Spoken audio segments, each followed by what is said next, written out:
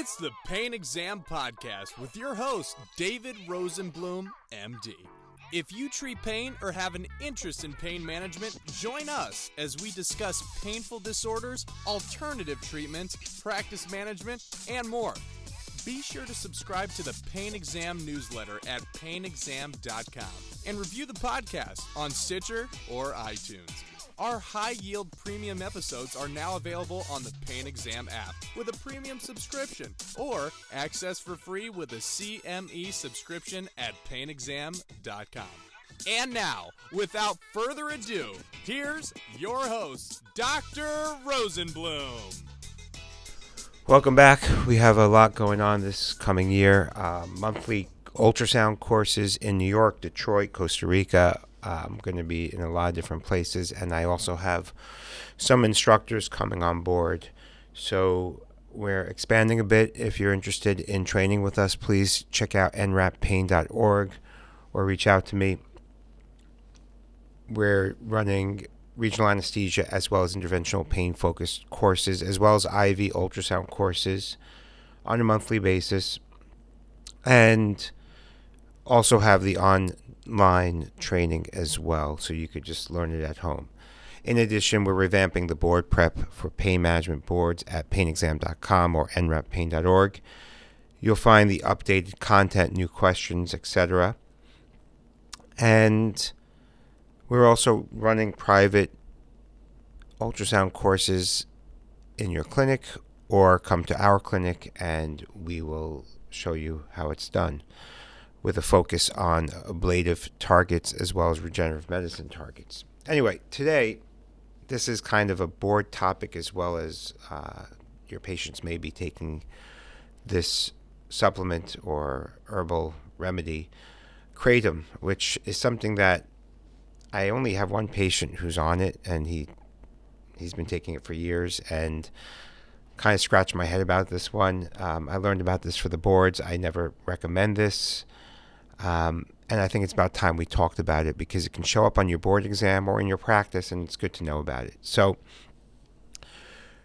Kratom is a Thai herbal remedy for muscle pain composed of 6 important medicinal plants that has traditionally been used as a compressed ball for muscle pain management. There's a study I'm quoting that you'll see in the show notes, aimed to evaluate its phytochemical composition, biological properties, including antioxidant, anti-inflammatory, and analgesic actions.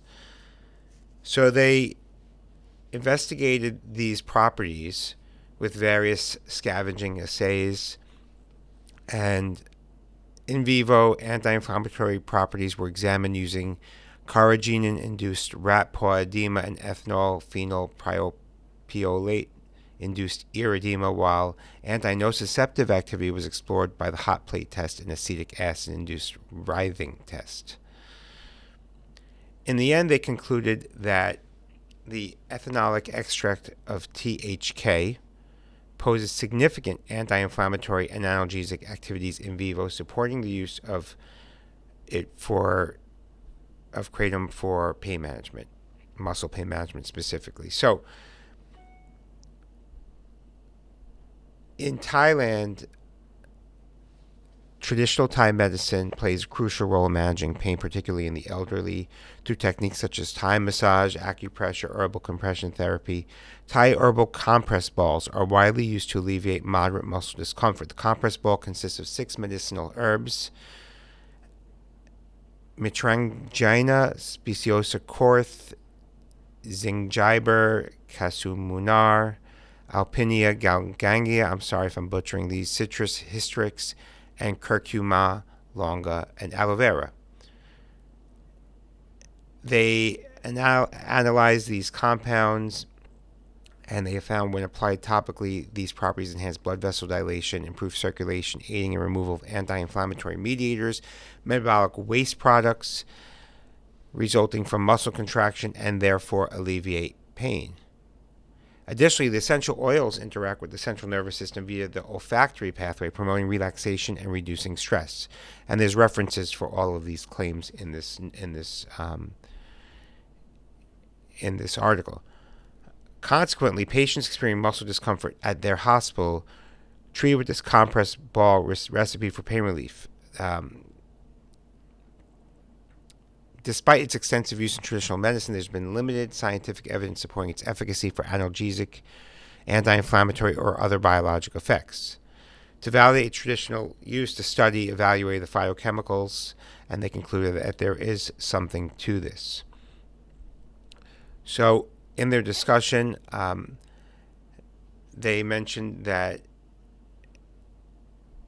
the THK, or Thai herbal Kratom, can help with reducing pain and inflammation, but more studies are needed. So in another study addressing the effects, adverse as well as beneficial effects of Kratom, they mentioned that Kratom is a tree with leaves that contain substances that affects a person's mental state as well.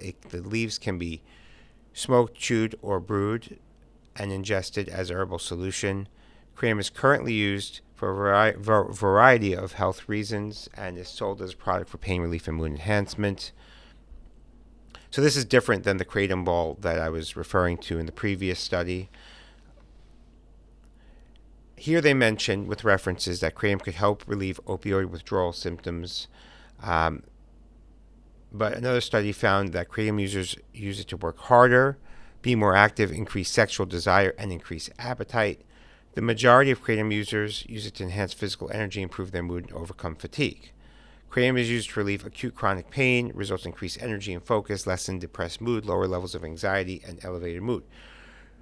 Kratom users reported that they used it as a substitute to avoid other substances that could cause harm, such as opiates, to enhance social life and elevate their mood.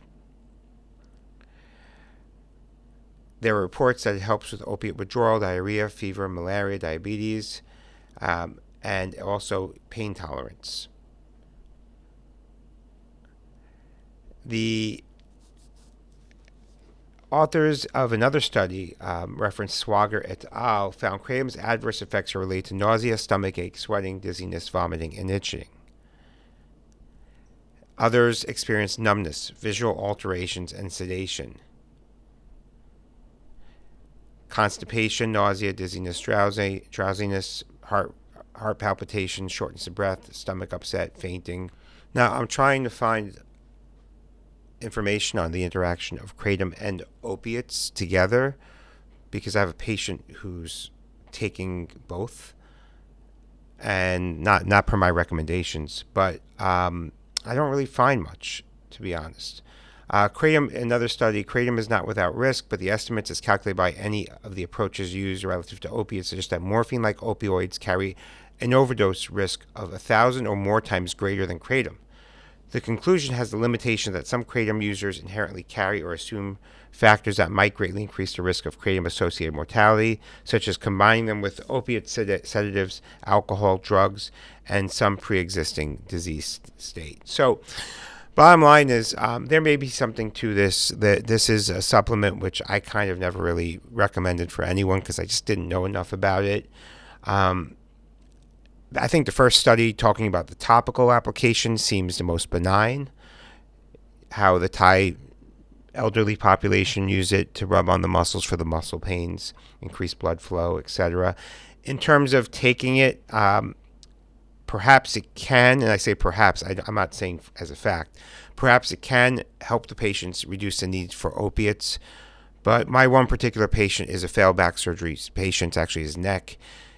He's tried everything interventional, nothing's helping him, and this is what he's been on, this and an opiate prescription, and it gets him by, but like with most patients on opiates, you get used to them, and is it really helping or keeping you out of the withdrawal?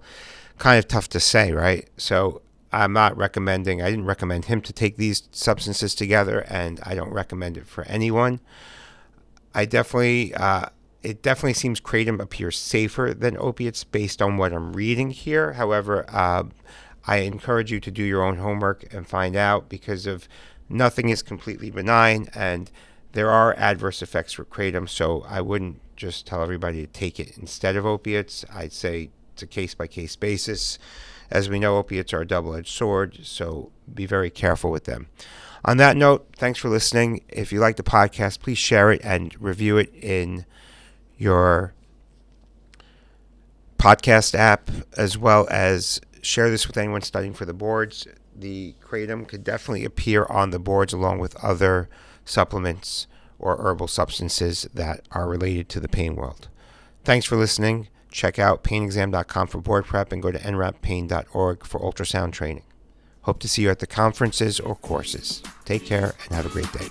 Dr. Rosenblum is here solely to educate, and you are solely responsible for all your decisions and actions in response to any information contained herein. These podcasts are not intended as a substitute for the medical advice of a physician to a particular patient or specific ailment. You should regularly consult a physician in matters relating to yours or another's health. You understand that this podcast is not intended as a substitute for consultation with a licensed medical professional. Copyright 2017, David Rosenblum, all rights reserved. No part of this publication may be reproduced, stored in a retrieval system, or transmitted in any form or by any means, electronic, mechanical, recording, or otherwise, without the prior written permission of the author.